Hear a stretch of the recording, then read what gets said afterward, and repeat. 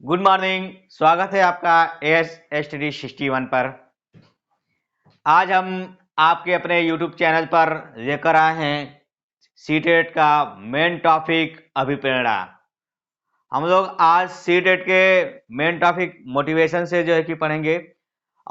हर chapter के अनुरूप यदि देखा जाए तो अभिप्रेरणा जो है कि सभी में सम्मिलित करके पूछता है, यानी कि जो क्वेश्चन की प्रवृत्ति होती है उस क्वेश्चनों में जो है कि अभिप्रेरणा किस तरह से कार्य करती है, बालक के सीखने में किस प्रकार की चीजें या तथ्य जो है कि प्रेरित करते हैं और कौन सा कारक बहुतायत रूप में प्रेरित करते हैं, या अध्यापक के अध्यापन शैली या पाठ्यक्रम विषय वस्तु आदि सभी चीजें बालक को कैसे प्रभावित करती है। ये सब सभी चीजों का कारण जो होता है मोटिवेशन होता है। तो हम लोग मोटिवेशन को देख लेते हैं कि मोटिवेशन है क्या। और वैसे भी सीटेट के आधार पर या शिक्षण पेडागाजी के आधार पर हम लोग जो है कि शिक्षा मोटिवेशन को देखेंगे, ताकि जो है कि जो हमारा मोटिवेशन से संबंधित क्वेश्चन है सभी क्वेश्चनों में सम्मिलित करके पूछता है, तो किसी प्रकार की कोई जो है कि संशय न रह जाए, उसको हम लोग आसानी से कर दें। और हम लोग कंटेंट को छोड़ करके पेडागाजी के आधार पर देखते चलेंगे। देख लेते हैं कि आखिर अभिप्रेरणा होती क्या है। अभिप्रेरणा आप जानते हैं कि अंग्रेजी के मोटिवेशन शब्द से बना हुआ है। मोटिवेशन शब्द से बना है, यानी कि अंग्रेजी के मोटिवेशन शब्द से बना है। मोटिवेशन शब्द से बना है और यह मोटिवेशन अंग्रेजी के मोटम शब्द से बना है। मतलब अंग्रेजी के मोटम शब्द से बना है, मोटम शब्द से बना है, जिसका अर्थ होता है to move. To move, to move, to move का मतलब होता है गति देना। टू मूव का मतलब होता है गति देना, गति देना या धक्का देना, गति देना या धक्का देना। यानी कि मोटिवेशन का शाब्दिक अर्थ देखा जाए जो इंग्लिश शब्दों से बना है, तो इसका मतलब होता है कि गति देना या धक्का देना। तो ये जो गति देना धक्का देना ये किस तरह से कार्य करता है, आखिर ये गति देना धक्का देना है क्या। हम लोग समझ लेते हैं सामान्य भाषा में, सीधी सीधी हम लोग समझ लेते हैं कि मोटिवेशन मोटिवेशन एक ऐसी प्रक्रिया है, मोटिवेशन एक ऐसी प्रक्रिया है या मोटिवेशन एक ऐसा उत्तेजक कारक है जो किसी कार्य को करने के लिए बाध्य करती है। यानी कि हम लोग लिख सकते हैं कि मोटिवेशन यानी कि अभिप्रेरणा, अभिप्रेरणा एक ऐसी प्रक्रिया है, अभिप्रेरणा एक ऐसी प्रक्रिया है जो किसी कार्य को करने के लिए, जो किसी कार्य को करने के लिए, किसी कार्य को करने के लिए, करने के लिए क्या करती है, बाध्य करती है। देखिए यहीं पर लिखा है बाध्य करती है। यानी कि हम कह सकते हैं जो टू मूव है, टू मूव का मतलब गति देना या धक्का देना। इसका मतलब ये हुआ कि मोटिवेशन यानी अभिप्रेरणा एक ऐसी प्रक्रिया है जो किसी कार्य को करने के लिए बाध्य करती है। यानी कि अभिप्रेरणा को देखा जाए तो बिना अभिप्रेरणा यानी कि बिना प्रेरणा के कोई भी व्यक्ति कोई किसी भी कार्य को नहीं करता। तो यानी कि किसी भी कार्य को करता है तो उस कार्य को करने के लिए वह व्यक्ति एक प्रेरक के, एक उत्तेजक के रूप में जो है कि बाध्य होता है, तभी वह उस कार्य को करता है।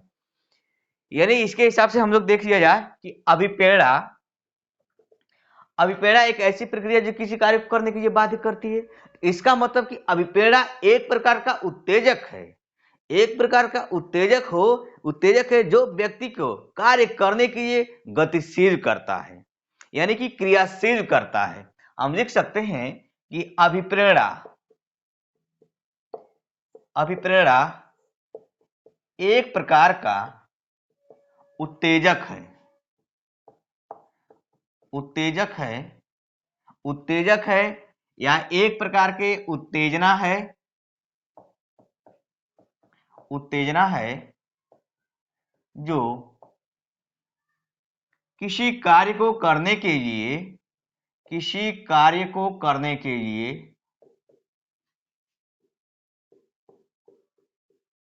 कार्य को करने के लिए व्यक्ति को क्रियाशील बनाता है, व्यक्ति को क्रियाशील बनाता है, क्रियाशील बनाता है। हम लोग अभिप्रेरणा को समझ लेते हैं कि अभिप्रेरणा है क्या। अभिप्रेरणा का शाब्दिक अर्थ क्या होता है, मतलब अभिप्रेरणा किस तरह से कार्य करती है, अभिप्रेरणा किन रूपों में जो है कि होती है, अभिप्रेरणा क्या है जो कि व्यक्ति किसी कार्य को करने के लिए बाध्य करता है। तो यही कह रहा है कि अभिप्रेरणा एक प्रकार का उत्तेजक है, एक प्रकार का क्या है, उत्तेजक है या उत्तेजना है जो किसी कार्य को करने के लिए व्यक्ति को क्रियाशील बनाता है। यानी कि यह उत्तेजना, यानी कि यह मतलब हुआ कि बिना उत्तेजना के कोई भी व्यक्ति कोई कार्य नहीं करता, चाहे यह उत्तेजना आंतरिक रूप से हो चाहे यह उत्तेजना बाह्य रूप से। वैसे संभवतः देखा जाए तो अभिप्रेरणा में उत्तेजना जो है कि आंतरिक रूप से ही होती है। इसका मतलब यह उत्तेजना एक प्रकार की शक्ति है, एक प्रकार की शक्ति है जो व्यक्ति किसी कार्य के लिए क्रियाशील होता है। तो हम लिख सकते हैं कि उत्तेजना, हम लिख सकते हैं, इसका मतलब हम समझ सकते हैं कि एक तरह से कहा जाए तो उत्तेजना ही अभिप्रेरणा के मुख्य रूप से कारक हो सकते हैं जो कि व्यक्ति को जो है कि क्रियाशील बना सकते हैं। नेक्स्ट पॉइंट देख लेते हैं कि अभिप्रेरणा आवश्यकता के अनुरूप कार्य करती है। अभिप्रेरणा आवश्यकता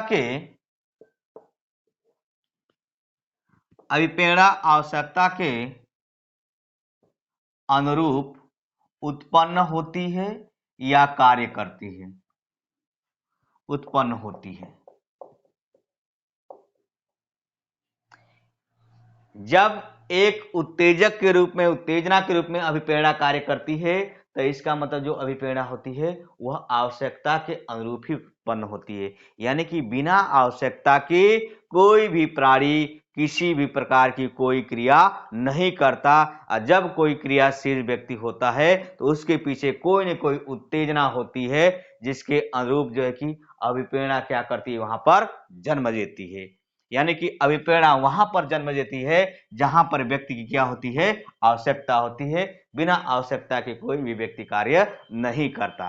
अरे जैसे हम आवश्यकता के अनुरूप भोजन करते हैं, शरीर को स्वस्थ रखने के लिए आवश्यकता के अनुरूप पानी पीते हैं।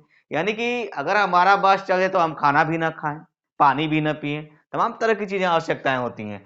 प्रत्येक व्यक्ति की कुछ न कुछ मौलिक आवश्यकताएं हैं जिसको पूरा करना उस व्यक्ति का पूर्ण रूप से जो है कि बाध्य होता है, कि उसके बिना उस व्यक्ति का कार्य नहीं चल सकता। इसके उपरांत हम देख लेते हैं अभिप्रेरणा आवश्यकता के अनुरूप का उत्पन्न होती है। तो इसका मतलब कि अभिप्रेरणा अभिप्रेरणा अभिप्रेरणा आवश्यकता के अभिप्रेरणा आवश्यकता के प्रेरकों को जन्म देती है, जन्म देती है। अभिप्रेरणा आवश्यकता के प्रेरकों को जन्म देती है।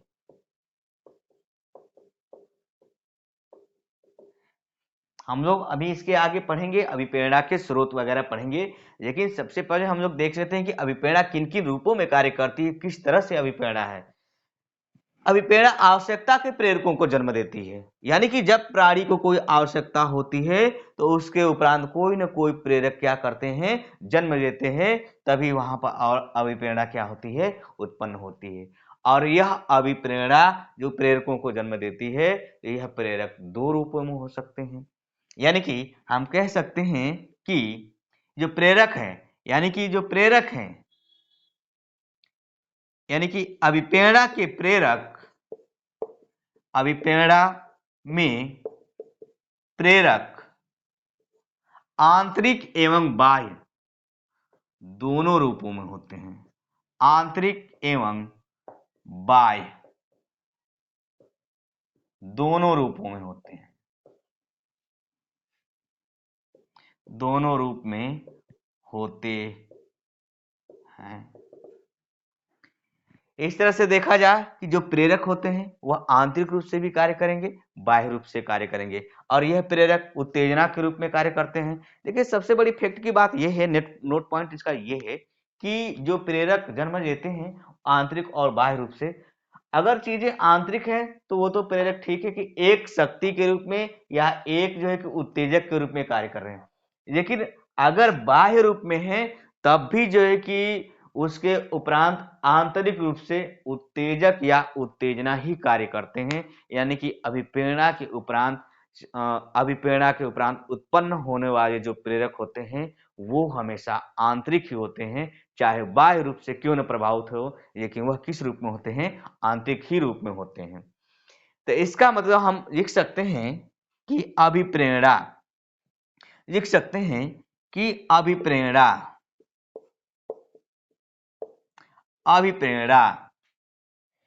प्रेरकों के अभिप्रेरणा प्रेरकों के अभाव में, प्रेरकों के अभाव में उत्पन्न, अभिप्रेरणा प्रेरकों के अभाव में उत्पन्न नहीं हो सकती, नहीं हो सकती।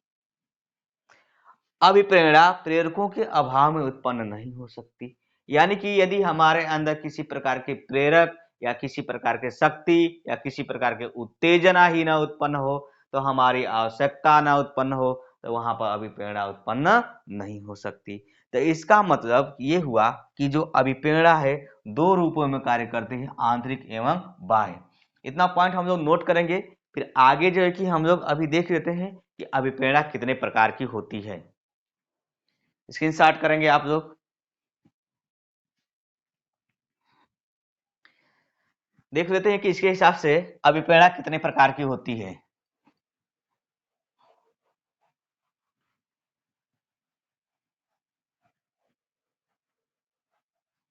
अभिप्रेरणा में देखा जाए तो हमको जो है कि शिक्षण के आधार पर देखना है कि अभिप्रेरणा किस किस रूपों में होती है, किस तरह से होती है। थोड़े से कंटेंट को हम लोग थोड़ा सा समझ लेते हैं कि अभिप्रेरणा जन्म कहाँ से। जब चीजें आंतरिक हो जाती है तो स्वाभाविक है कि जन्मजात होती हैं, स्वाभाविक है कि जब चीजें आंतरिक हो जाए तो वहां पर जो है कि जन्मजात भी हो जाती हैं और जो है कि बाह्य रूप से भी कार्य करती हैं। तो इसका मतलब ये हुआ कि हम अभिप्रेरणा के जो कि अगर वर्गीकरण किया जाए तो हम कुछ मनोवैज्ञानिकों के नाम देख लेते हैं। जैसे एक मनोवैज्ञानिक है अब्राहम मैस्लो, नाम सुने होंगे आप लोग, अब्राहम मैस्लो। इन्होंने कहा कि अभिप्रेरणा दो प्रकार की होती है। इन्होंने कहा कि अभिप्रेरणा जो है कि दो प्रकार की होती है, दो प्रकार की होती है। कौन कौन सी होती है? नंबर एक होती है जन्मजात, एक होती है जन्मजात और दूसरा होता है अर्जित। एक होती है जन्मजात और दूसरी होती है अर्जित अभिप्रेरणा। जन्मजात अभिप्रेरणा और अर्जित अभिप्रेरणा। ये कहते हैं कि ऐसे प्रेरक जो व्यक्ति के जन्म से ही उत्पन्न होते हैं, जो व्यक्ति के मूल प्रवृत्ति में होते हैं, जो व्यक्ति जन्म से लेकर आते हैं, उसे जो है कि हम जन्मजात अभिप्रेरणा कहते हैं। और ऐसे प्रेरक जो वातावरण या समाज के द्वारा जो है कि अर्जित किए जाते हैं, या वातावरण के द्वारा, समाज के द्वारा या बाह्य रूप से प्रभावित करते हैं, उसे हम जो है कि हम अर्जित अभिप्रेरणा कहते हैं। जैसे जैसे जैसे जन्म से कौन कौन से ऐसे कारक हैं जो व्यक्ति को प्रेरित करते हैं? जैसे भूख, प्यास, निद्रा, भूख, प्यास, निद्रा, काम प्रवृत्ति, ये जो है कि व्यक्ति के जन्मजात होते हैं, जन्म से ही लेकर आते हैं, जिसके आवश्यकता के अनुरूप व्यक्ति प्रेरित होकर कार्य करता है। और दूसरा होता है अर्जित अभिप्रेरणा, जो समाज के द्वारा या बाह्य कारकों के द्वारा प्रभावित होते हैं, उसे कहते हैं अर्जित अभिप्रेरणा। इसमें क्या होता है? इसमें देखा जाए तो जैसे जैसे समाज के द्वारा बनाए गए पद, प्रशंसा, पद प्रशंसा, निंदा, पुरस्कार, दंड आदि, यानी कि इस तरह से ईमानदारी, सहयोग, परोपकार, तमाम तरह की चीजें हो जाती हैं। कहने का मतलब जो सामाजिक या बाह्य कारकों से जो प्रभावित होकर के जो कारक हमें प्रेरित करते हैं, जो प्रेरणा के रूप में उत्तेजित करते हैं, उसे हम अर्जित अभिप्रेरणा कहते हैं। दूसरी बातें हम लोग देख लेते हैं थॉमसन के अनुसार। थॉमसन के अनुसार बस इस कंटेंट को बस हम लोग हल्का हल्का देख लेते हैं कि चीजें जो है कि किस तरह से हैं। थॉमसन के अनुसार भी अभिप्रेरणा जो है कि दो प्रकार की होती है। अभिप्रेरणा दो प्रकार की होती है। कौन कौन होती है? एक होती है अभिप्रेरणा, एक अभिप्रेरणा होती है कृत्रिम, कृत्रिम अभिप्रेरणा, और एक होती है थॉमसन के अनुसार,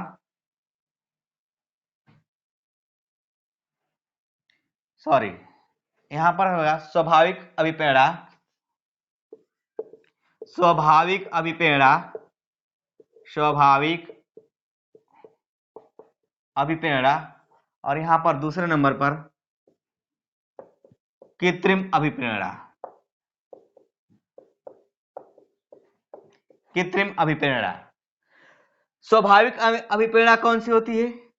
जिसमें जो व्यक्ति के स्वभाव से उत्पन्न होते हैं, जो व्यक्ति के स्वभाव से उत्पन्न होते हैं उसे स्वाभाविक अभिप्रेरणा कहते हैं। और कृत्रिम अभिप्रेरणा जो समाज के द्वारा बनाए गए हैं, जो वातावरण के द्वारा बनाए गए हैं, उसे कहते हैं कृत्रिम अभिप्रेरणा।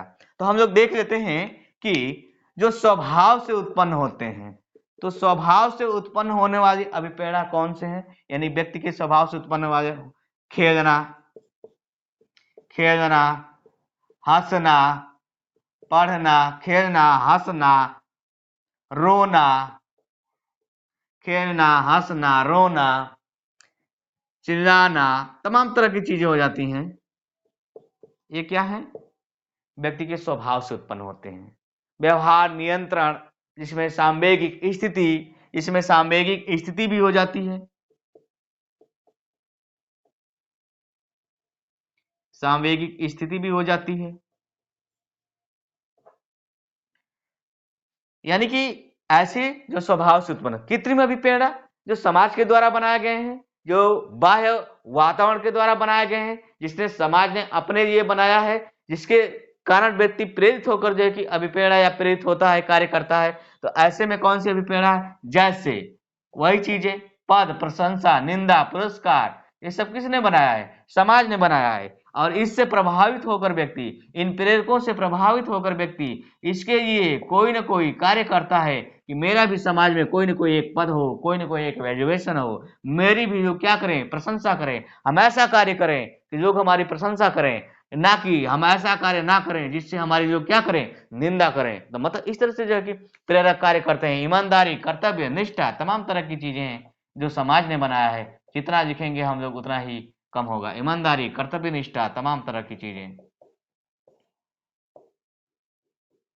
कर्तव्य निष्ठा। इसके बाद हम लोग देख लेते हैं तीसरे नंबर पर, हम लोग देख लेते हैं एक मनोवैज्ञानिक है जिनका नाम है गैरिट। नाम सुने होंगे गैरिट या गैरिट, जो भी कह लीजिए, कहीं कहीं गैरिट भी दिखता है, कभी कभी गैरिट भी दिखता है। गैरिट गैरिट कहते हैं कि अभिप्रेरणा तीन प्रकार की होती है। अभी आपने देखा ऊपर कि अभिप्रेरणा दो प्रकार की होती है, लेकिन गैरिट के अनुसार अभिप्रेरणा तीन प्रकार की होती है। नंबर एक जैविक अभिप्रेरणा, जैविक अभिप्रेरणा, जैविक अभिप्रेरणा। नंबर दो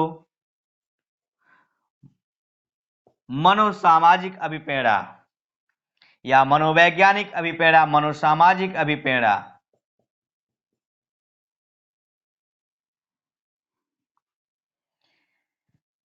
तीसरा देख लेते हैं सामाजिक अभिप्रेरणा,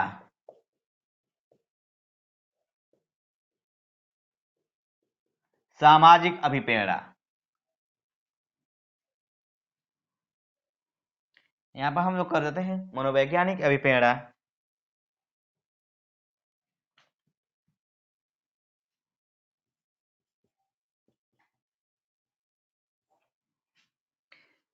जैविक अभिप्रेरणा, ऐसी अभिप्रेरणा, जैविक मतलब सारी, ऐसी अभिप्रेरणा जो सारी क्रिया के आधार पर प्रेरित होते हैं, जो सारी क्रिया के आधार पर जो है कि क्या होते हैं, आवश्यकता की पूर्ति करते हैं, जो सारी क्रिया के आधार पर जो प्रेरक जन्म देते हैं, वैसे जो है कि जैविक अभिप्रेरणा जो है कि होती है। जैसे जैसे सारी क्रिया के आधार पर कौन कौन सी हमारी आवश्यकता पड़ सकती है, मूल रूप से जैसे भूख, प्यास, निद्रा, काम आदि। भूख, प्यास, निद्रा, इस तरह से चीजें। मनोवैज्ञानिक अभिप्रेरणा, मनोवैज्ञानिक अभिप्रेरणा जो है जिसमें कि व्यक्ति के मनोवैज्ञानिक स्थिति के आधार पर, जैसे जैसे यहाँ पर हंसना, बोलना, खाना, पीना, हंसना, बोलना, व्यक्ति का व्यवहार करना, यानी कि व्यवहारिक नियंत्रण, क्रोध, तमाम तरह के व्यवहारिक नियंत्रण यदि हम करते हैं, इसमें हम यदि सांवेगिक नियंत्रण लिख दें तो तमाम तरह की चीजें होती है। सांवेगिक स्थिति, सांवेगिक स्थिति में हमारा हंसना आ जाता है, हमारा बोलना आ जाता है, हमारा रोना आ जाता है, हमारा क्रोध करना आ जाता है, हमारा प्रेम करना आ जाता है, हम लोगों से किस तरह से मिलते जुलते हैं, ये तमाम तरह की चीजें जो है कि एक दूसरे को क्या करती हैं, प्रभावित करती हैं, यानी कि प्रेरक के रूप में कार्य करती हैं। सामाजिक अभिप्रेरणा, ऐसी अभिप्रेरणा जो सामाजिक दृष्टि से प्रभावित करते हैं, सामाजिक कारक के रूप में प्रभावित करते हैं, बाह्य रूप में प्रभावित करते हैं। जैसे ऊपर आपने देखा सामाजिक दृष्टि से, जैसे पद, प्रशंसा, निंदा, ईमानदारी, कर्तव्य निष्ठा, परोपकार, सहयोग, इस तरह से तमाम तरह की चीजें जो है कि अभिप्रेरणा जो एक सामाजिक दृष्टि से होती हैं। हम लिख सकते हैं पद, प्रशंसा, निंदा, इस तरह से चीजें हो जाती हैं। इस तरह से अभिप्रेरणा है। ये कंटेंट की बातें हैं, चीजें हैं। हम लोग जो है कि देख लेते हैं कि अभिप्रेरणा यदि जिसके आधार पर हम व्याख्यान किए हैं कि अभिप्रेरणा आंतरिक और बाह्य रूप से कार्य करती है, हम लोग उसी के आधार पर पढ़ते हुए चलेंगे, क्योंकि इस तरह से कंटेंट आपके सीटेट में नहीं पूछता है। चीजों को जो है कि आसानी से जो है कि हम लोग इसी के आधार पर किस तरह से शिक्षण में जो है कि जोड़ा जाता है, हम लोग अभी देख लेते हैं कि अभिप्रेरणा किन किन रूपों में होती है। स्क्रीनशॉट कर लीजिए, फिर अभी आगे देख लेते हैं। आगे हम लोग देख लेते हैं कि अभिप्रेरणा, मुख्य रूप से अभिप्रेरणा के कितने प्रकार होते हैं।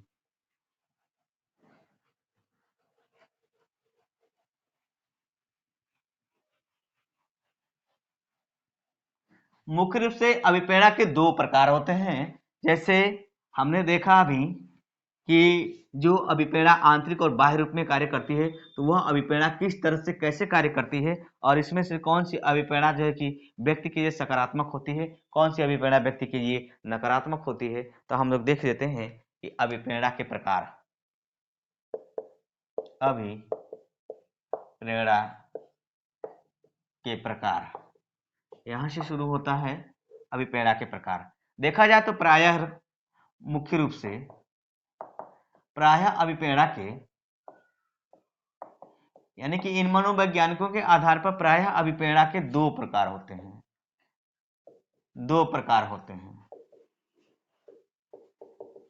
कौन कौन से दो प्रकार हैं? एक अभिप्रेरणा होती है सकारात्मक अभिप्रेरणा। नंबर एक, सकारात्मक अभिप्रेरणा। सकारात्मक अभिप्रेरणा, सकारात्मक अभिप्रेरणा। सकारात्मक अभिप्रेरणा किसे कहते हैं? ऐसी अभिप्रेरणा जो बालक के, जो जिससे बालक या व्यक्ति स्वयं से अपने आप से प्रभावित होकर या प्रेरित होकर कार्य करता है, तो उसे हम कहते हैं सकारात्मक अभिप्रेरणा। यानी कि हम लिखेंगे इसको कि ऐसी अभिप्रेरणा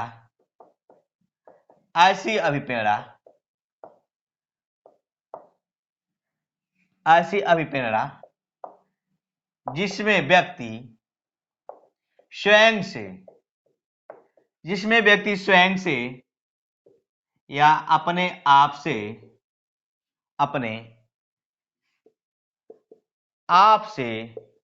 प्रभावित होकर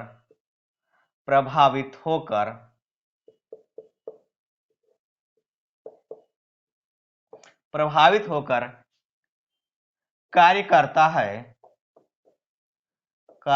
है तो उसे सकारात्मक अभिप्रेरणा कहते हैं।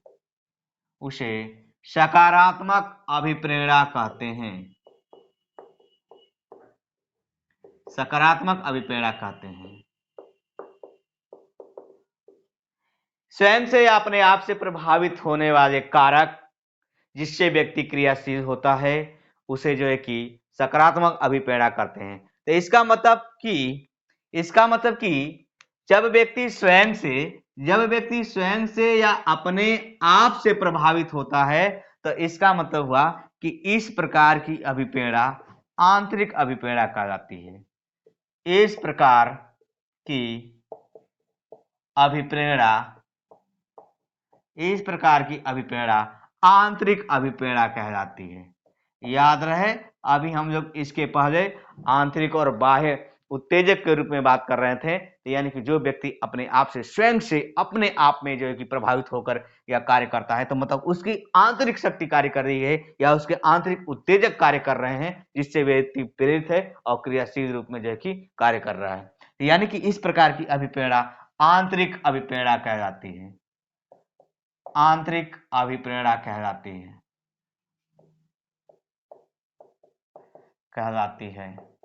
आंतरिक अभिप्रेरणा कहलाती है। इस प्रकार की प्रेरणा आंतरिक अभिप्रेरणा कहलाती है। यानी कि हम आंतरिक अभिप्रेरणा को ही कौन सी अभिप्रेरणा बताते हैं? सकारात्मक अभिप्रेरणा कहते हैं। यानी कि जब व्यक्ति खुद से प्रभावित है तो इस प्रकार की अभिप्रेरणा सकारात्मक अभिप्रेरणा है और आंतरिक अभिप्रेरणा है। याद रहे, जो अभिप्रेरणा सकारात्मक रूप से या आंतरिक रूप से या स्वयं से अपने आप से होती है तो इस प्रकार की अभिप्रेरणा लंबे समय तक व्यक्ति को क्रियाशील रखती है। तो हम लोग लिख सकते हैं कि इस प्रकार की अभिप्रेरणा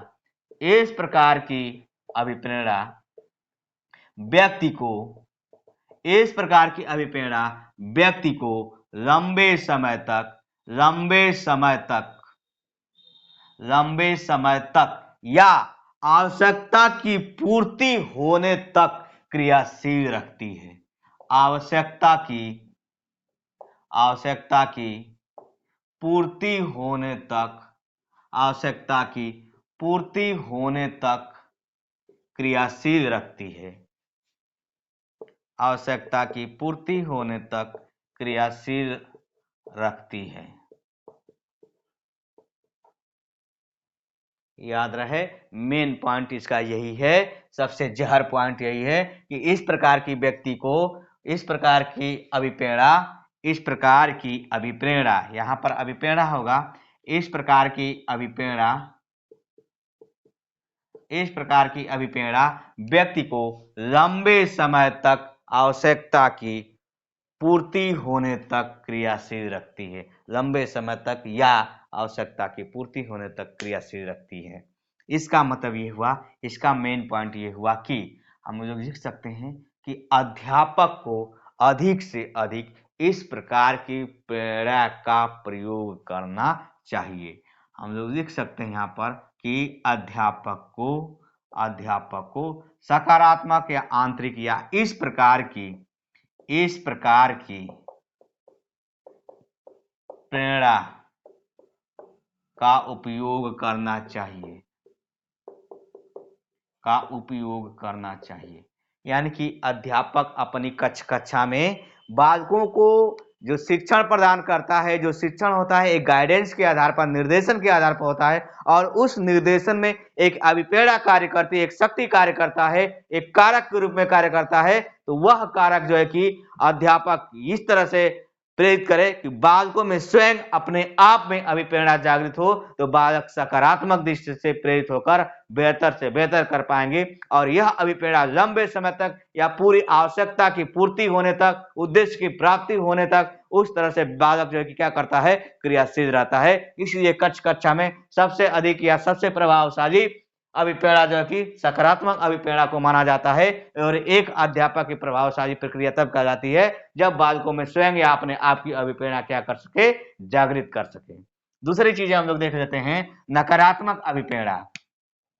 दूसरा हम लोग देख लेते हैं नकारात्मक अभिप्रेरणा। नकारात्मक अभिप्रेरणा नकारात्मक अभिप्रेरणा। नकारात्मक अभिप्रेरणा क्या है? ऐसी अभिप्रेरणा जिसमें बालक या व्यक्ति स्वयं से न होकर के दूसरे से बाह्य रूप से प्रभावित होता है, तो इस प्रकार की अभिप्रेरणा क्या होती है? नकारात्मक अभिप्रेरणा कह जाती है। यानी कि ऐसी अभिप्रेरणा या ऐसी प्रेरणा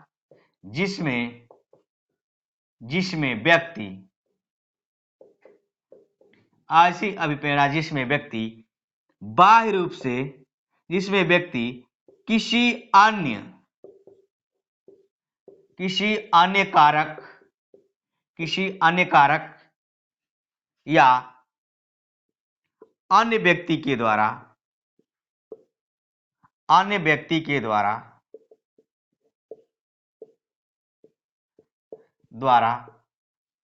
प्रभावित होता है या प्रभावित होकर कार्य करता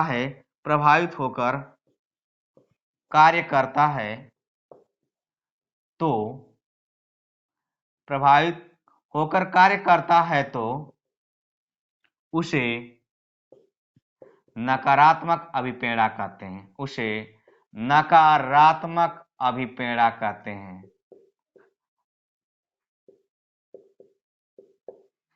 नकारात्मक अभिप्रेरणा कहते हैं। यानी कि ऐसी अभिप्रेरणा जो बाह्य रूप से प्रभावित करती है या कोई अन्य व्यक्ति के द्वारा वह प्रभावित होता है, किसी अन्य व्यक्ति के द्वारा प्रभावित होता है, तो ऐसी अभिप्रेरणा नकारात्मक अभिप्रेरणा कह जाती है। भाई कब तक कोई किसको कहेगा कि आप कर दो, आपकी ये आवश्यकता है? कब तक कोई व्यक्ति दूसरे के मोटिवेशन से कार्य करेगा? जो व्यक्ति स्वयं के समझ से नहीं कर सकता, वह व्यक्ति दूसरे के मोटिवेशन से कब तक कितना क्या कर सकता है? तो इसलिए कहा जाता है कि जिस व्यक्ति में सेल्फ डिपेंड या सेल्फ चीजें कि सोचने समझने तर्क करने की क्षमता होती है, वह व्यक्ति जो है कि अग्रणी या अग्रसर या अपने उद्देश्य को प्राप्त करता है। और जो व्यक्ति दूसरों के द्वारा या किसी के कहने पर या अन्य लोगों के द्वारा प्रभावित होता है या उसके कहने पे करता है, तो वह व्यक्ति उसके कहने तक पर कितना करेगा, कब तक करेगा? तो इसका मतलब यह हुआ कि नकारात्मक अभिप्रेरणा की प्रवृत्ति उसके अंदर जागृत हो रही है। जो शक्ति है, जो कारक है, वह नकारात्मक रूप में है, कुछ समय तक रहते हैं, कुछ समय के बाद वह हट जाते हैं, यानी कि यह लंबे समय तक नहीं चलती। इसका मतलब हम इसे लिख सकते हैं कि इस प्रकार की अभिप्रेरणा लंबे समय तक नहीं चलती। यानी कि इस प्रकार की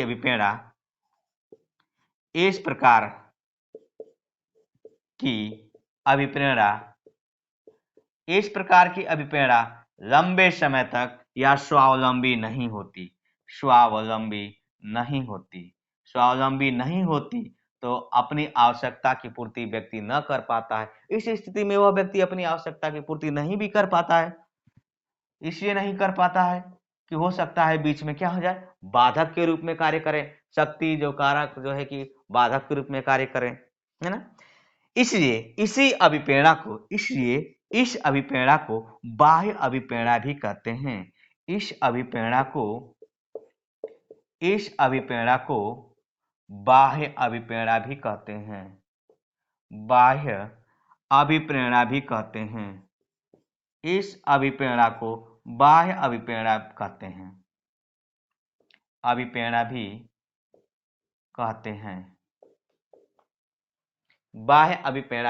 हैं। यानी कि इस प्रकार की अभिप्रेरणा बाह्य अभिप्रेरणा कह जाती है। यह अभिप्रेरणा के प्रकार है और इसी के आधार पर जो कि मनोवैज्ञानिकों का मत रहा है और इसको हम लोग लेकर के चलते हैं। और इस प्रकार का जो कि प्रायः अध्यापक कम से कम प्रयोग करता है, क्योंकि सकारात्मक अभिप्रेरणा को अधिक से अधिक प्रयोग किया जाता है। इसी प्रकार की अभिप्रेरणा में हम लोग पुरस्कार दंड को देख लेते हैं, तमाम तरह की चीजें कि जो बाह्य रूप से प्रभावित होकर के व्यक्ति किसी को देख करके प्रभावित होता है, तो नकारात्मक अभिप्रेरणा मत। आप लोग स्क्रीनशॉट करिए, फिर आगे हम लोग देख लेते हैं।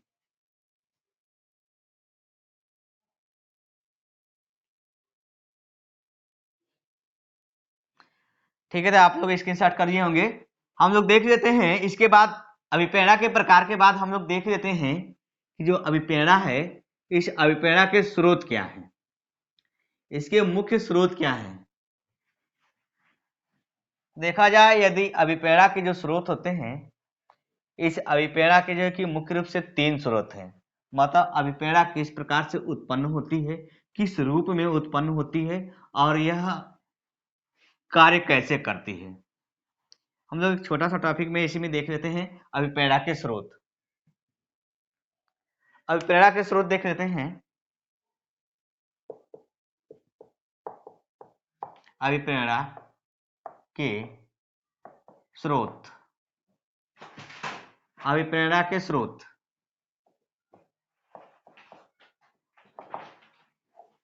अभिप्रेरणा के स्रोत देख लेते हैं। नंबर 1 पर देख लेते हैं आवश्यकता। आवश्यकता, अभिप्रेरणा कब उत्पन्न होती है? जब प्राणी की क्या होती है? आवश्यकता होती है। क्योंकि मैंने पहले ही बताया कि बिना आवश्यकता के कोई भी प्राणी कोई क्रिया नहीं करता। इसका मतलब यह हुआ कि अभिप्रेरणा का मुख्य स्रोत होता है आवश्यकता। यानी कि प्रत्येक व्यक्ति, हम लिख सकते हैं कि प्रत्येक व्यक्ति की कुछ मूलभूत आवश्यकताएं होती हैं। होती हैं। प्रत्येक व्यक्ति की कुछ मूलभूत आवश्यकताएं होती हैं। आवश्यकता होती है या आवश्यकताएं होती हैं।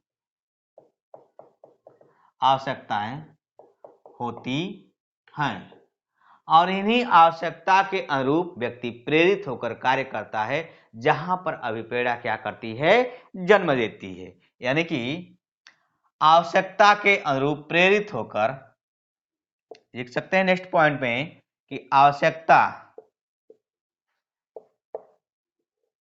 के अनुरूप, आवश्यकता के अनुरूप प्रेरित होकर, आवश्यकता के अनुरूप प्रेरित होकर व्यक्ति क्या करता है? कार्य करता है। प्रेरित होकर व्यक्ति कार्य करता है। व्यक्ति कार्य करता है। ठीक। यानी कि व्यक्ति की आवश्यकता, जैसे मूलभूत आवश्यकता क्या है? जैसे व्यक्ति की मूलभूत आवश्यकता भोजन। भाई शरीर को जिंदा रहने के लिए कुछ तो चाहिए, पेट भरने के लिए कुछ तो चाहिए। नहीं तो यदि ये आवश्यकता ना हो तो व्यक्ति जो है कि भोजन ही ना करे। भोजन चाहिए, प्रत्येक व्यक्ति की आवश्यकता है। पानी चाहिए, सभी को स्वच्छ हवा चाहिए, सभी को जो है कि नींद चाहिए सोने के लिए। ये मूलभूत आवश्यकता है और इन आवश्यकताओं की पूर्ति के लिए व्यक्ति प्रेरित होकर क्या क्या करता है? कार्य करता है। एक तो हो गई आवश्यकता। दूसरी चीजें हम लोग देख लेते हैं। आवश्यकता के बाद देख लेते हैं प्रेरक। प्रेरक, दूसरे स्रोत में हम लोग देख लेते हैं प्रेरक। प्रेरक, यहां पर हम लोग लिखेंगे कि प्रेरक में देखेंगे कि प्रेरक आवश्यकता के अनुरूप जन्म देने वाली प्रक्रिया जो होती है उसे कहते हैं प्रेरक, या आवश्यकता के अनुरूप जन्म देने वाले उत्तेजक, या आवश्यकता को बढ़ाने वाले या आवश्यकता को चालित करने वाले जो है कि उत्तेजक क्या कहलाते हैं? प्रेरक कहलाते हैं। यानी कि जब व्यक्ति की आवश्यकता होती है तो व्यक्ति एक तनाव में आ जाता है। क्यों? क्योंकि अपनी आवश्यकता की पूर्ति कीजिए। जैसे व्यक्ति की आवश्यकता होगी भोजन, तो व्यक्ति को भोजन की कब आवश्यकता होगी? जब उसे भूख लगेगी। यानी कि जब व्यक्ति को भूख लगेगी तो व्यक्ति क्या जाता है? तनाव में आ जाता है। तो वही भूख ही उसका किस रूप में कार्य करते हैं? प्रेरक के रूप में कार्य करते हैं। इसका मतलब यह हुआ कि प्रेरक को हम कई नाम भी दे सकते हैं। तनाव दे सकते हैं, एक शक्ति दे सकते हैं, चालक कह सकते हैं, मनोविज्ञान की भाषा में अंतर्नोद कह सकते हैं। इस तरह से जो है कि हम लोग कह सकते हैं। यानी कि प्रेरक, इसका मतलब यह हुआ कि हम लिख सकते हैं कि आवश्यकता के अनुरूप, आवश्यकता के अनुरूप उत्पन्न होने वाली प्रक्रिया, उत्पन्न होने वाली प्रक्रिया उत्पन्न होने वाली प्रक्रिया क्या कहा जाती है? प्रेरक कहा जाती है। प्रेरक कहा जाती है या एक चालक कहा जाती है, या जिसे हम अंतर्नोद भी कह सकते हैं। प्रेरक यानी कि ऐसा प्रेरक जो आवश्यकता के अनुरूप धीरे धीरे क्या हो जाते हैं? समाप्त हो जाते हैं। हम लिख सकते हैं कि ऐसा प्रेरक यानी कि ऐसा चालक, इसी प्रेरक को मैं चालक लिख रहा हूं कि चालक, ऐसा चालक, ऐसा चालक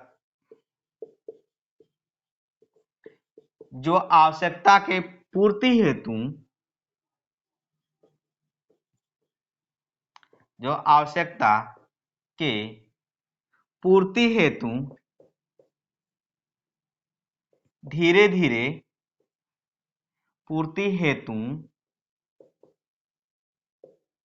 धीरे धीरे, धीरे धीरे कम हो जाते हैं, कम हो जाते हैं या समाप्त हो जाते हैं, या समाप्त हो जाते हैं। मेन पॉइंट है, इस बात को समझिएगा, इस मेन पॉइंट को आप समझिएगा कि ऐसा चालक जो आवश्यकता के पूर्ति हेतु धीरे धीरे कम हो जाते हैं, धीरे धीरे कम होते होते फिर क्या हो जाते हैं? समाप्त हो जाते हैं। धीरे धीरे कम होते होते क्या हो जाते हैं? समाप्त हो जाते हैं। कहने का मतलब ये हुआ कि जब व्यक्ति को भूख लगी हो, जब व्यक्ति को भूख लगी हो, जब व्यक्ति को भोजन चाहिए, तो उस समय उसे क्या चालक के रूप में, प्रेरक के रूप में क्या होते हैं? भूख लगती है। जब भूख लगती है तो उसके समक्ष भोजन आते हैं। जैसे मान लीजिए भूख लगी है, भोजन आ गए और हमारे चालक अत्यधिक प्रवाहित हो रहे हैं कि कब हम भोजन कर लें, तो हम 4 रोटी 5 रोटी हमारे समक्ष है, तो जैसे हम 1 रोटी खाएंगे तो हमारे चालक कम होंगे, 2 रोटी खाएंगे हमारे भूख धीरे धीरे शांत होगी, भूख मतलब चालक धीरे धीरे शांत होगी, 3 रोटी खाएंगे फिर धीरे धीरे कम होगी, 4 रोटी खाएंगे पेट भर गया, तुन्न हो गया, यानी कि प्रेरक क्या हो गए? समाप्त हो गए। यानी कि इस तरह से चालक क्या हो जाते हैं? समाप्त हो जाते हैं। यानी कि हम लिख सकते हैं, हम इसको जैसे में लिख सकते हैं कि जैसे, जैसे, जैसे जैसे भोजन की आवश्यकता होने पर, भोजन की आवश्यकता होने पर, आवश्यकता होने पर भूख, भोजन की आवश्यकता होने पर भूख, यानी कि भूख कोष्ठ में लिखेंगे इसी को चालक, चालक या प्रेरक, प्रेरक का जन्म लेना, का जन्म लेना,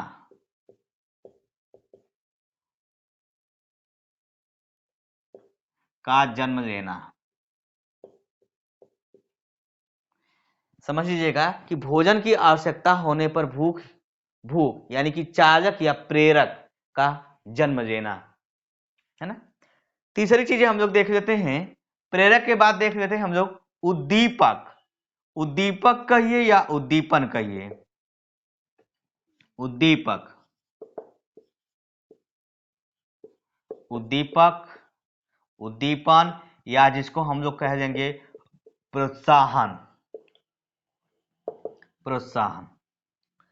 तीसरे स्रोत में हम लोग देख लेंगे उद्दीपक या प्रोत्साहन या उद्दीपन, जो भी कह लीजिए। सामान्य से भाषा में हम उद्देश्य कह देंगे, सामान्य से भाषा में हम लक्ष्य भी कह देते हैं। मतलब ये हुआ उद्दीपक और प्रोत्साहन यहाँ पर अभिप्रेरणा में कैसे कार्य करते हैं, कैसे स्रोत के रूप में है। हम यहाँ पर लिखेंगे कि आवश्यकता, जिससे आवश्यकता की पूर्ति होती है, जिससे आवश्यकता की पूर्ति होती है उसे कहते हैं उद्दीपक, उसे कहते हैं प्रोत्साहन। यानी कि जिससे आवश्यकता की पूर्ति होती है, लिखेंगे हम लोग कि जिससे आवश्यकता की, जिससे आवश्यकता की पूर्ति होती है, जिससे आवश्यकता की पूर्ति होती है उसे कहेंगे उद्दीपक या प्रोत्साहन, उद्दीपक या प्रोत्साहन।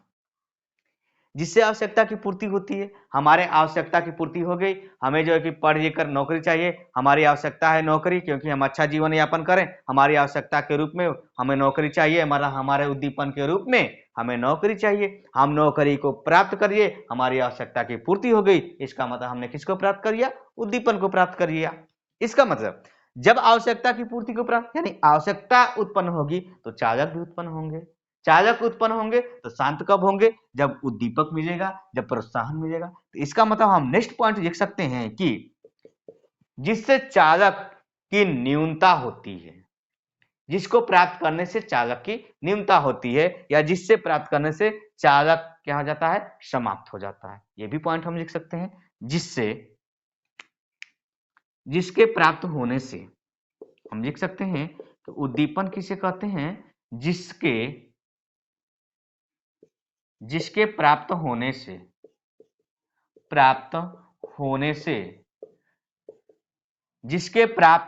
से चालक की न्यूनता होती है।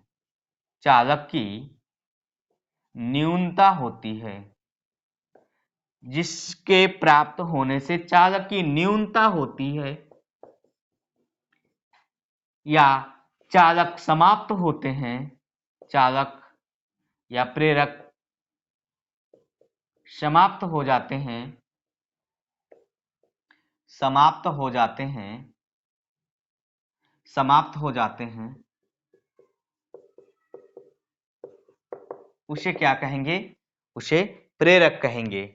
उसे क्या कहेंगे? उद्दीपक कहेंगे। जिसके प्राप्त होने से चालक की न्यूनता होती है, या चालक या प्रेरक क्या हो जाते हैं? समाप्त हो जाते हैं। तो इसका मतलब हम उद्दीपक हो जाते हैं। जैसे हमारे अंदर अब सीटेट का एग्जाम आ गया ना, अब हमारे अंदर हमारी आवश्यकता है सीटेट क्वालिफाइड होना। क्यों? क्योंकि यदि हमें अध्यापक बनना है तो हमें सीटेट क्वालिफाइड होना पड़ेगा। हमारी आवश्यकता है सीटेट की मार्कशीट को प्राप्त करना। तो हमारे अंदर चालक बढ़ रहे हैं कि हम किन चीजों को पढ़ें, किस तरह से पढ़ें कि हम सीटेट को क्वालिफाइड कर लें, अच्छे नंबर से जा सकें। तो हमारे ये चालक कब शांत होंगे, कब समाप्त होंगे? कि जब हमारा सीटेट उद्दीपक के रूप में, या प्रोत्साहन के रूप में, या आवश्यकता की पूर्ति के रूप में जब प्राप्त हो जाएंगे, तो इसका मतलब ये होगा हमारे चालक की न्यूनता हो जाएगी, समाप्ति हो जाएगी। तो जो है कि हमने किसको प्राप्त कर लिया? उद्दीपक को प्राप्त कर लिया। ठीक है, इसको जो है कि आप लोग स्क्रीनशॉट करिए। फिर इसके आगे लास्ट पॉइंट हम लोग देख लेते हैं कि यह अभिप्रेरणा शिक्षार्थियों में किस प्रकार से जो है कि समाहित होती है। कैसे एक अध्यापक, कैसे एक शिक्षण विधियां, कैसे जो है कि बालकों में जो है कि अभिप्रेरणा जागृत कर सकता है, इसको हम लोग देख लेते हैं। बने रहिए वीडियो के साथ लास्ट तक। देखिए वीडियो लंबा है, लेकिन चीजें जो है कि आपको बेहतर से बेहतर देने का प्रयास किया जा रहा है। नहीं तो शॉर्टकट चीजें पढ़ाई जा सकती है, इतनी मतलब बिल्कुल कम करके बताया जा सकता है। आपको 10 मिनट में वीडियो मतलब कंप्लीट किया जा सकता है, लेकिन 10 मिनट का होने का मतलब ये नहीं है कि क्वेश्चन भी तो टच होने चाहिए। आप पढ़ने के बाद जितने भी एग्जाम में पूछे हुए हैं, डीटी पर जैसे भी केबीएस वगैरह देते हुए, रीट वगैरह, आपकी सीटेट संबंधित जितने भी क्वेश्चन अभिप्रेरणा से पूछे हुए हैं, सारे क्वेश्चन आपके इसी से जो है कि संबंधित आएंगे। अभिप्रेरणा से करने के बाद कोई क्वेश्चन टच नहीं होता है, कमेंट बॉक्स में जरूर बताया करिए। ठीक है, स्क्रीनशॉट करिए, आगे देख लेते हैं।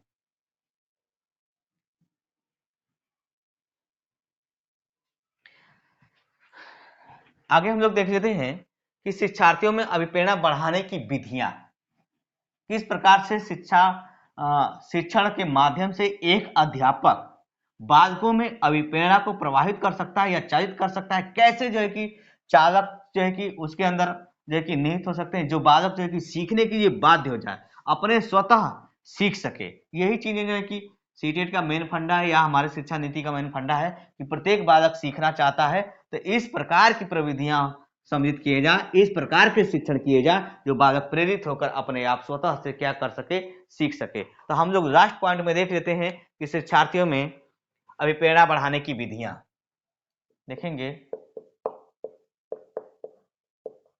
शिक्षार्थियों में अभिप्रेरणा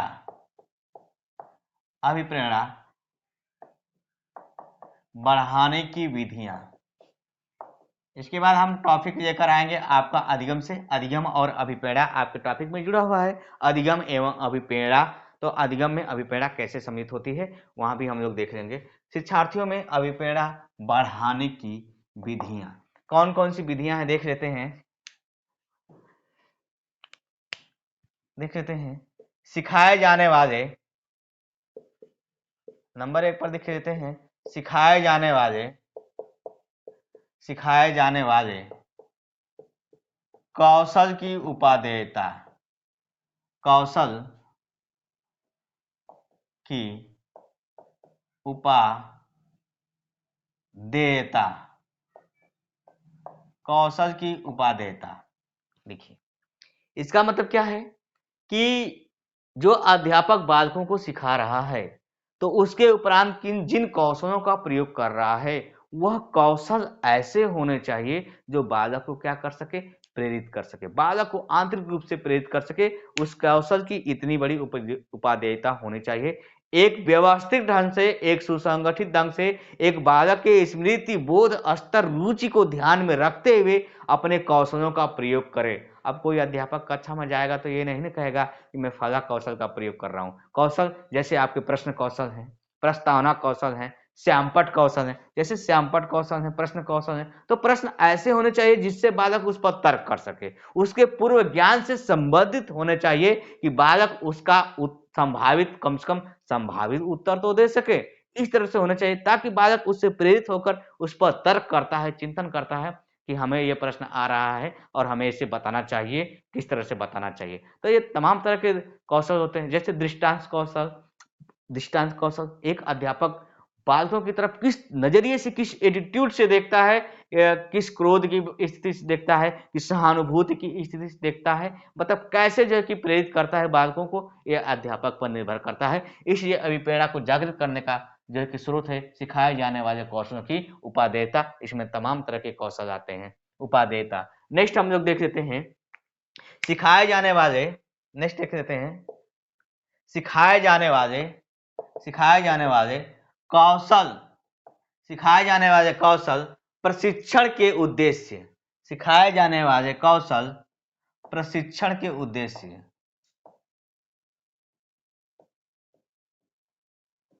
देखिए अध्यापक के पास एक तरह से कहा जाए तो ब्रह्मास्त्र है।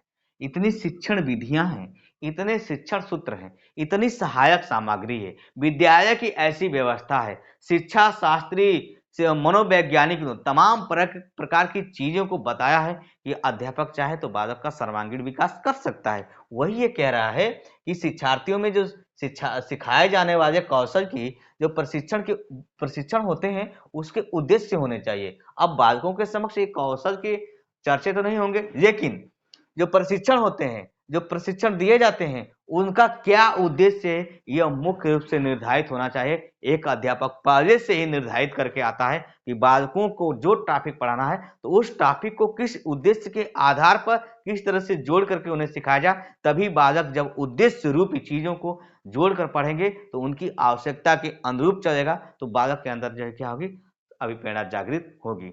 इसके बाद हम लोग देख लेते हैं शिक्षार्थी की आवश्यकताएं, शिक्षार्थी की आवश्यकताएं, शिक्षार्थी की आवश्यकताएं, शिक्षार्थी की आवश्यकताएं।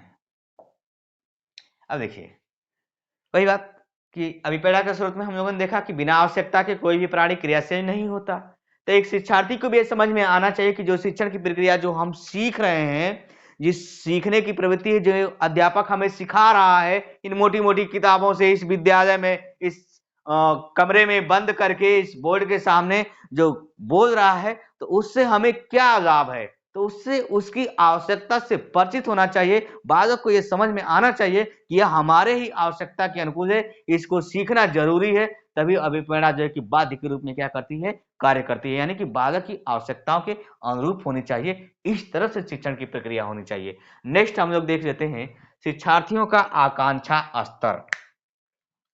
नेक्स्ट देख लेते हैं शिक्षार्थियों का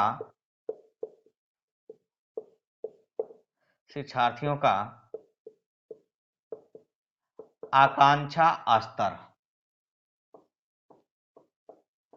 आकांक्षा स्तर।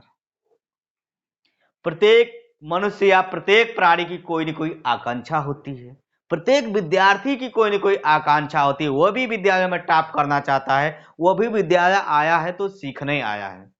प्रत्येक बालक सीखने आया है तो प्रत्येक बालक की कोई ना कोई आकांक्षा या इच्छा होती है कि हम किस तरह से सीखें, या विद्यालय से जो है कि हम सीख कर जाएं।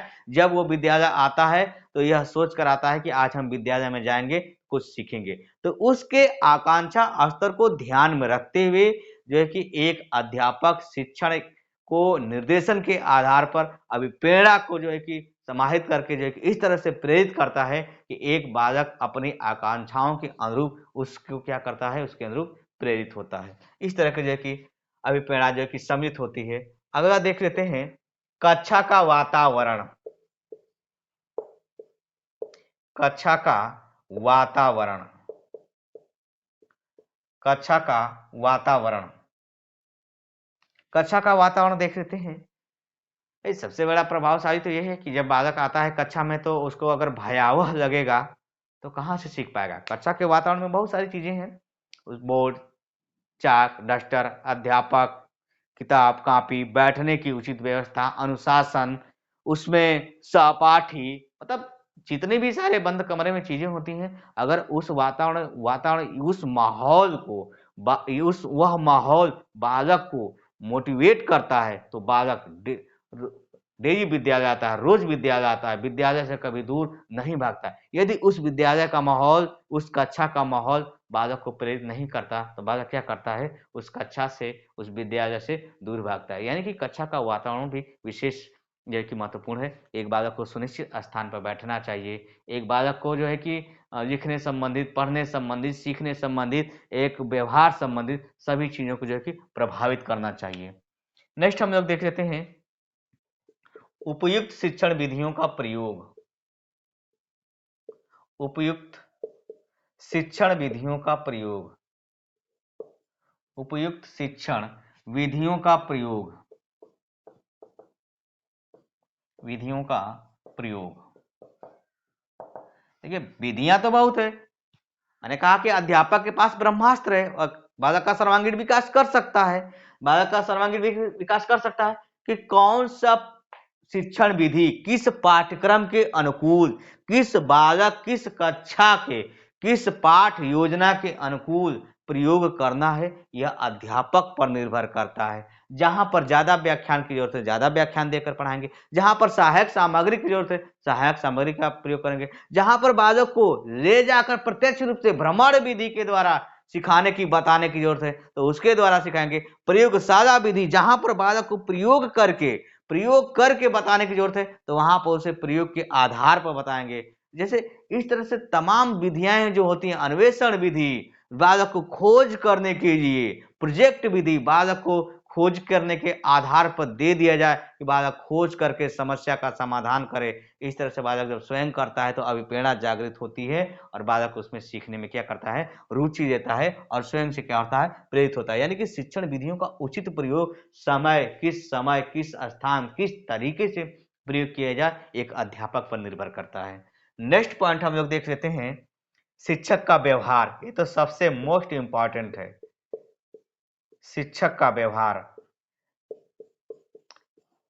पूरे आपके सीटेट के आधार पर, केवीएस रीट वगैरह के आधार पर मैंने पूरे अभिप्रेरणा को इस वीडियो में कंप्लीट किया है। आप जो है कि इस वीडियो को पढ़ने के बाद अभिप्रेरणा से जो भी टॉपिक, जो भी क्वेश्चन आए होंगे आप टच करिएगा, एक भी क्वेश्चन मिस नहीं होगा, आप देख लीजिएगा। देखते हैं अगला है शिक्षक का व्यवहार। देखिए शिक्षक का व्यवहार कैसा होना चाहिए, कैसा होना चाहिए, भयावह होना चाहिए कि उसको देख कर डर लगे, नहीं, सहानुभूतिपूर्ण होना चाहिए, मित्रवत होना चाहिए। लिख दो इस पॉइंट को, बड़ा पूछता है कि क्वेश्चन कि शिक्षक का व्यवहार कैसा होना चाहिए, सहानुभूति पूर्ण होना चाहिए, मित्रवत व्यवहार होना चाहिए, मित्रवत, मित्र जैसा व्यवहार करना चाहिए, मित्र जैसा व्यवहार करना चाहिए। और इसके बाद सहनशील, संवेदनशील व्यवहार होना चाहिए, संवेदनशील व्यवहार होना चाहिए।